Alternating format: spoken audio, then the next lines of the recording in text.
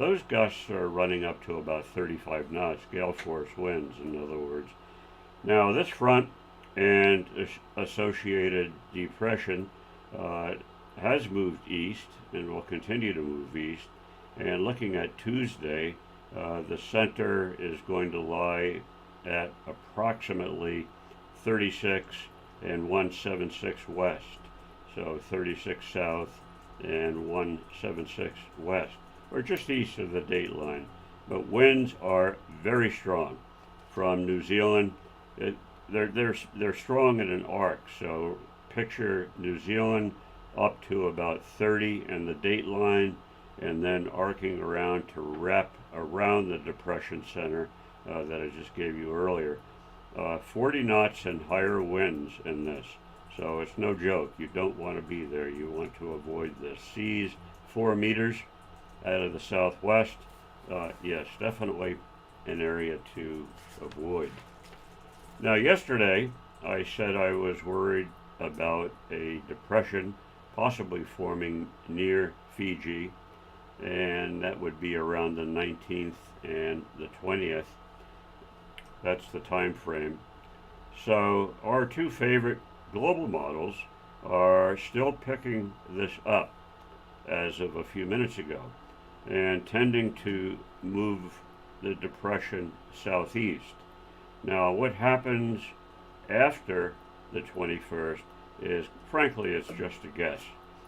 We get into the realm of AI modeling, which I am not going to get into. But just be aware that something may be brewing around the 20th, so hold on to locking in any passage making in or around that time until the dates get a little bit closer.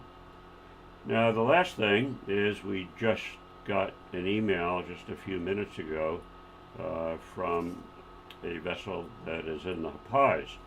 And if you were listening, I talked about the trough that was running from the north and going right across Tonga itself. So these people are worried about what's going on next week. And I can assure you things are going on next week. And I would not personally want to be in the Harbour by the middle toward the tail end next week. We've got quite a bit of convective activity. We have winds coming from the east that are clashing with winds coming from the southeast. And that axis runs squarely through the Harbour, and it goes right on to Fiji as well. So all this is part of the big worry that I've got for the tail end. We talked about the 19th and 20th. So this is all part of the big worry that we've got. Usually when I worry like that, nothing ever happens. So let's hope that's the case. But the models are picking up definite activity in the Harbour for next week, particularly toward the end of the week. And we've been to Tonga a number of times. And we certainly, if it were us, we would head up to get better shelter up in the Vava'u area. So that's all we've got for tonight.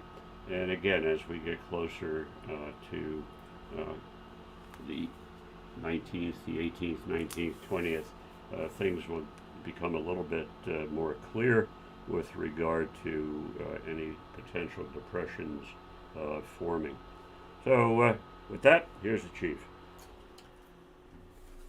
And I hope, again, I've had trouble with the consistency of the streaming. That last bit hopefully has gone out. It says all is well, excellent connection, but it has been very unreliable. I looked at it all today and it all seemed good, but we do have a bit of a problem. But anyway, that was a summary of what's going on. Hopefully no one's heading on passage knowing that there is a bit of disturbance around. A bit of disturbance is an understatement by the sound of it, but just be patient and look for appropriate weather for crew and boat. Okay, is there anybody that might be able to get through to us on the radio? Please call now if you have any questions. Harbour Radio. This is Rubicon. How copy? Oh, I've got good copy on you. That's interesting to know, Matt, because it's been pretty grim with this confounded solar flare, which I'm told is giving some nice, interesting lights in the sky, but it's so cloudy here one wouldn't know. Anyway, a very good evening to Rubicon. Yes, a good evening to you guys. Thanks for being there. We always appreciate it. Got you guys loud and clear. I've heard nothing from that boat you were trying to contact. Not anything. Not even a blip in the static, okay? Oh, thank you for that. Yes, they have I don't know, but I think it's as much them as the conditions, because they have always been really, really light, even though they were closer. So anyway, they are progressing well, but thanks for letting me know, Matt, and I presume you heard heard David's comments about the Hapais later in the week. Over. Yeah, roger that. Thank you for that. Yeah, I realize that system is just too far off to predict at this point. But yeah, lots going on, and I think our best bet is to make the move. So that was kind of what we were kind of hedging towards. So we'll make it happen. Okay, good show. Yeah, we're getting a bit frustrated with the weather here too, I might add. It's, you get to the end of winter and into spring, and you sort of get rather annoyed when it's either raining or windy, and it's certainly been cloudy. So yeah, we're doing our best to try and put on some decent weather for arriving boats, but we're not having much luck. All right, hi to Elizabeth. We'll clear with you. Is there anybody else?